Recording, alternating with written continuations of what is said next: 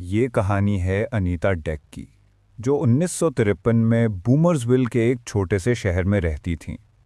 अनीता को सब उनकी प्यारी मुस्कुराहट की वजह से पसंद करते थे। लेकिन अनीता के बारे में एक बात बहुत अजीब थी कि उनके पहले 6 शौहर अचानक से कहीं गायब हो गए थे और फिर उनका कुछ पता नहीं चला। और दूसरा कि अनीता कभी भी किसी के सामने खाना नहीं खाती थी। अब एक दिन उनके 7वें शौहर फ्रैंक को उनके कमरे में रखी डायरी से ऐसी बातें पता चलीं कि उनके पसीने छूट गए। अनीता ने अपने सारे 6 शौहरों को खुद ही मारा था।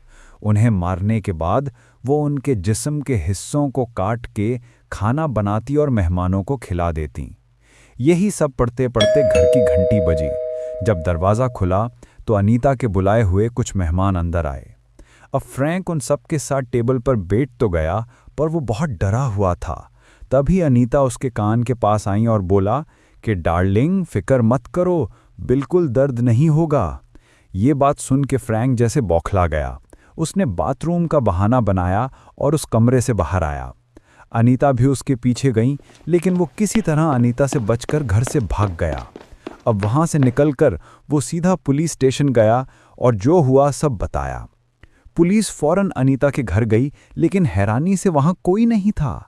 लेकिन अनीता के बेसमेंट में पुलिस को अनीता के पिछले सारे शौहरों की कटी हुई लाशें मिलीं,